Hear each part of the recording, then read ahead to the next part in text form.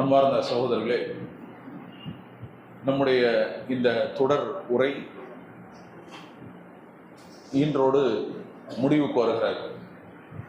இனி எஞ்சி இருக்கக்கூடிய 2 நாட்கள், ஏன்னா 27 அன்று நம்ம சித்ரா சதக்கத்துல் சித்ராவுடைய விநியோகம் இருக்கும். அதனால் இங்கே கிளாஸ் நடத்த முடியாது. 26 வரைக்கும் நம்ம இந்த கிளாஸை நடத்தலாம். நாளை மறுநாள் இந்த 2 கிளாஸு தொழுகையினுடைய முறைகள் உங்களுக்கு சொல்லித்தரப்படும். அதனால் எல்லோரும் இந்த வகுப்பிலே கலந்து கொண்டு அந்த தொழுகையினுடைய முறையை திரும்பவும் ஒரு தடவை நீங்கள் என்ன செய்யுங்க, சரி செய்து கொள்ளுங்கள். பலருக்கு தெரிந்திருக்கவும் செய்யும், தெரியாமல் இருக்கும். தெரிந்தவர்கள் அதை மீண்டும் ஒரு முறை நினைவுபடுத்திக் கொள்வதற்கு சரியாக இருக்கும். தெரியாதவர்கள் புதிதாக அதை பார்த்து தங்களுடைய தொழுகை முறையை சீர் செய்து கொள்வதற்கு அது சரியாக இருக்கும் என்பதற்காக நாம் என்ன செய்கிறோம், வரக்கூடிய 2 நாட்கள் தொழுகையினுடைய முறை, தொழுகை பயிற்சி என்று வைத்துக் கொள்ளுங்களேன். இன்ஷா அல்லாஹ் இந்த வகுப்பில் நீங்கள் கலந்து கொண்டு உங்களுடைய தொழுகை முறையை சீர் செய்து கொள்ளுமாறு அன்போடு கேட்டுக்கொள்கிறோம். அல்ஹம்துலில்லாஹி ரப்பில் ஆலமீன் வஸ்ஸலாத்து வஸ்ஸலாமு அலா ரசூலில் அமீன் நபீனா முஹம்மத் வ அலா ஆலிஹி வ ஸஹ்பிஹி அஜ்மஈன். அன்பார்ந்த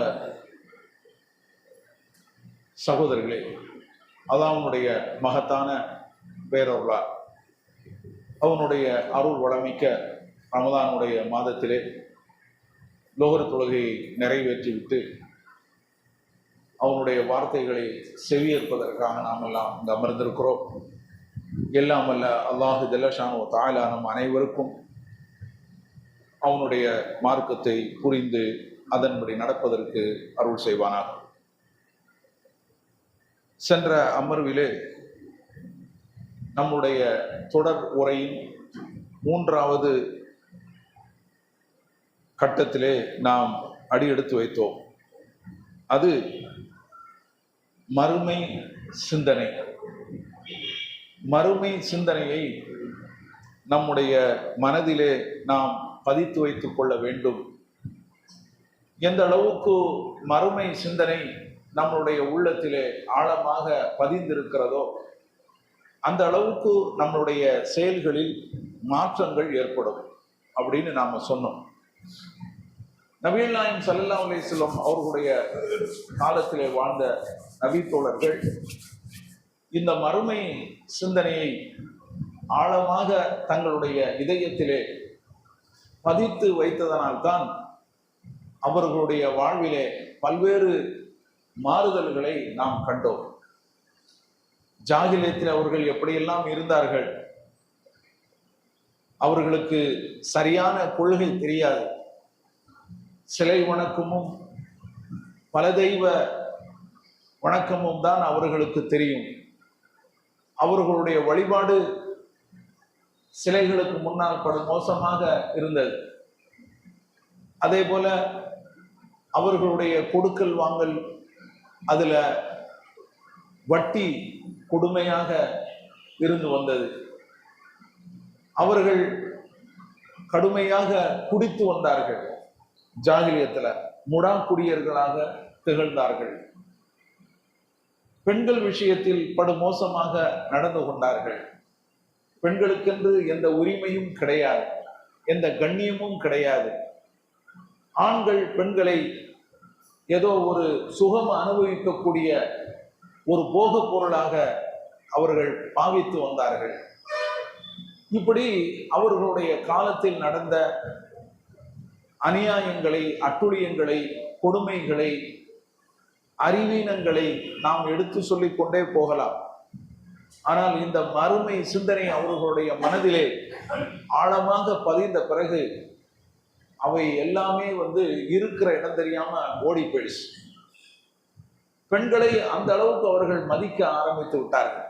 பெண்களுக்கென்று உயர்ந்த அந்தஸ்தை அவர்கள் கொடுத்தார்கள். இதெல்லாம் எப்படி மாறியது? அவர்களுடைய வீதிகளிலே மது ஆறாக பெருக்கெடுத்து ஓடியது. என்ன அர்த்தம்? மதுவினுடைய பேரல்களை அப்படியே கொட்டிட்டாங்க. இனிமே நாங்க இதை தொடவே மாட்டோம் அப்படின்னு சொல்லி.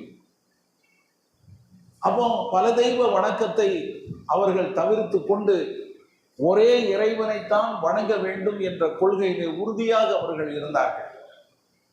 ஒருவருக்கொருவர் பகைமை பாராட்டி கொண்டிருந்த அந்த மக்கள் ஒருவரை ஒருவர் நேசிக்கக்கூடியவர்களாக மாறினார்கள். ஒருவருக்கொருவர் உதவி செய்யக்கூடியவராக திகழ்ந்தார்கள். இப்படிப்பட்ட பல்வேறு மாற்றம், வட்டியும் வியாபாரம் ஒண்ணுதான் என்று நினைத்து கொண்டிருந்த அந்த மக்கள் வட்டி வேறு வியாபாரம் வேறு, வட்டி கூடவே கூடாது என்று அவர்கள் நம்பி வியாபாரத்தை சரியான முறையிலே அவர்கள் நடத்த வந்தார்கள்.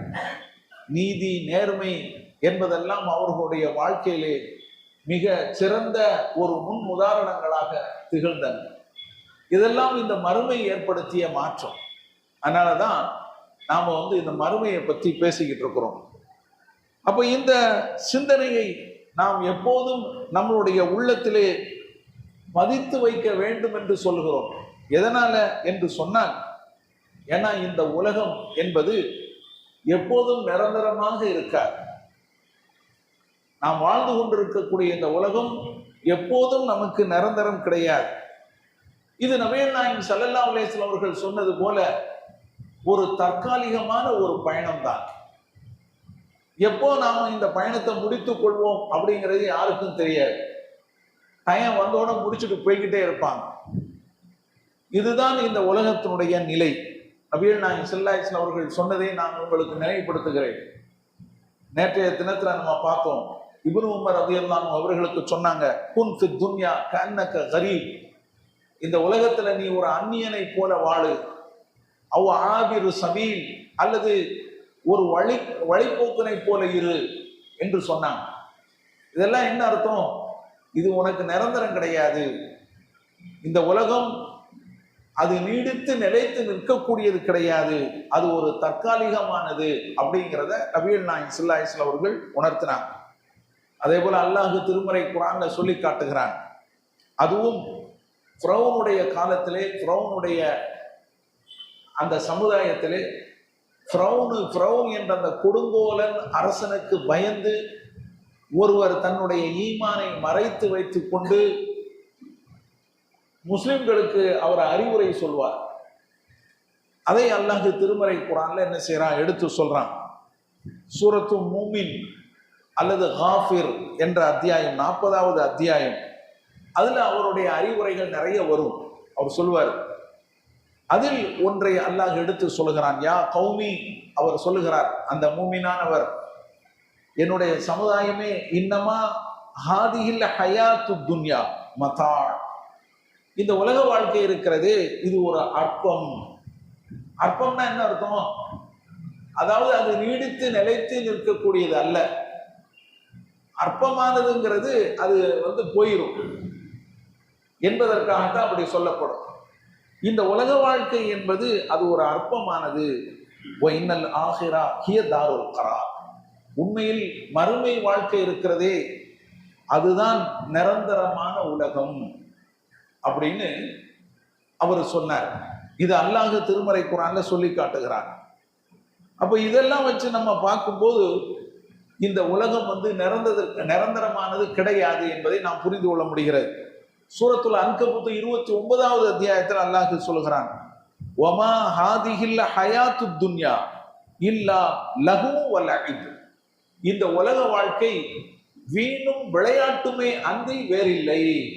இந்த உலகத்தில் இருக்கிற எல்லாமே வீண் விளையாட்டு, அதான் அதெல்லாமே இந்த உலக வாழ்க்கை, வேற ஒண்ணுமே கிடையாது. வ இன்ன தாரல் ஆஹிரா, ஆனால் மறுமை உலகம் இருக்கிறதே, மறு உலகம், லஹியல் ஹயவான், அதுதான் உண்மையான வாழ்க்கை. அங்கு உங்களுக்கு கிடைக்கக்கூடிய வாழ்க்கை இருக்கிறத, அதுதான் உண்மையான வாழ்க்கை. நீங்க நிரந்தரமா என்ன செய்யலாம், அந்த வாழ்க்கையில இருந்து கொண்டு இருக்கலாம். அந்த இன்பத்தை நீங்கள் நிரந்தரமாக அனுபவித்துக் கொண்டே இருக்கலாம் என்று அல்லாஹ் சொல்கிறான். லவ்கானு யஅலமு, இதை இவர்கள் புரிந்து கொள்ள வேண்டுமே அப்படின்னு அல்லாஹ் சொல்லி காட்டுகிறான் சூரத்துல் அன்கபூத்ல. அதனால இந்த உலகம் நிரந்தரம் இல்லை எனும் போது நம்ம இடத்துல எப்போதுமே அந்த மறுமை சிந்தனை நம்மளுடைய உள்ளத்துல இருந்துகிட்டே இருக்கும். அது வந்து போயிடுச்சு அப்படின்னு சொன்னா நாம் என்ன செஞ்சிருவோம்? தடம் புரண்டு விடுவோம். அது இருந்து கொண்டே இருந்தால்தான் இந்த உலகத்துல, இந்த உலகத்தினுடைய நிலையாமை நம்மளுடைய சிந்தனைக்கு வரும். நாமளும் நம்மளுடைய அமல்களை சரி செய்து கொள்வோம். ஏன்னா மறுமையினுடைய அந்த சிந்தனை மனிதனை சீர்படுத்தக்கூடியது.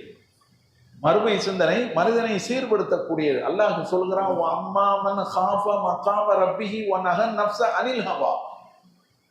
எவர் நாளை மறுமையில் அல்லாஹ்வின் முன்னரையில் நிற்க வேண்டியிருக்கிறது என்று பயந்து தன்னுடைய உள்ளத்தை மனோ இச்சையை விட்டும் விலக்கிக் கொள்கிறாரோ, ஃபைன்னல் ஜன்னத ஹியல் மஅவா, அவருக்குத்தான் சொர்க்கம் ஒதுங்குமிடம் அப்படின்னு அல்லாஹ் சொல்கிறான். அப்ப மறுமை பற்றி அந்த பயம் நமக்கு வந்துடுச்சுன்னு சொன்னா நாம நம்மளுடைய செயல்பாடுகள்ல மாற்றத்தை நம்ம வந்து பார்க்கலாம். நாம மாறணும். இந்த சிந்தனையை நாம கொண்டு வந்தாச்சுன்னு சொன்னா அது தன்னால மாறும். மனிதனுடைய அந்த மனிதனுடைய வாழ்க்கையில அது சீர்திருத்தத்தை ஏற்படுத்தும். இந்த சிந்தனை எப்படி என்று சொன்னால், பாவங்களில் இருந்து அவன் விலக ஆரம்பிச்சிருவான், முற்றாக விலகிடுவான், அல்லது பெருமளவு பாவங்களை குறைச்சிருவான். இது நடக்கும். அடுத்து என்ன? தொழுகையில வந்து அலட்சியம் காட்ட மாட்டான். தொழுகையெல்லாம் சரியாக தொழுது வருவான். ஏன்னா நம்ம இருக்க போறதே கொஞ்ச நேரம், கொஞ்ச காலம்தான். இதுல நாம ஒழுங்காக தொழுதுட்டு போயிடணும். இல்லைன்னா இதுல நமக்கு ஒரு பெரிய பிரச்சனை வந்துடும். முதல்ல தொழுதுதான் விசாரிக்கப்படும் சொல்லி சொல்றாங்க. அதனால ஒழுங்காக நாம தொழுகையை நிறைவேற்ற வேண்டும் என்று வருவான். தொழுகையில அலட்சியம் காட்ட மாட்டான். மனிதர்களுக்கு அநியாயம் செய்ய மாட்டான். இதெல்லாம் மறுமை சிந்தனை நம்மளுடைய உள்ளத்துல ஆழமாக பதியும் போது நடக்கும். ஒரு வசனத்தை நீங்கள் பாருங்கள். இந்த வசனம் எப்போது நம்மளுடைய சிந்தனையில் இருந்து கொண்டே இருக்கும். இதுதான் திருக்குரானில் கடைசியாக அருளப்பட்ட வசனம். திருக்குரான்ல கடைசியாக அருளப்பட்ட வசனம். நம்ம வந்து ஒரு வசனத்தை சொல்லுவோம், கடைசியாக அருளப்பட்ட வசனம் சொல்லி. நபிகள் நாயகம் ஸல்லல்லாஹு அலைஹி வஸல்லம் அவர்கள் எதுல இருக்கும்போது, ஹஜ்ஜில், இறுதி ஹஜ்ஜில் இருக்கும்போது, அரஃபா பெருவழியில் இருக்கும்போது ஒரு வசனத்தை நம்ம முன்னர் உங்களுக்கு சொல்லியிருக்கோம். அல்யோம அக்மல்து லக்கும் தீனக்கும் வ அத்மம்து அலைக்கும் நிஅமதி வ ரதீது லக்குமுல் இஸ்லாம தீனா.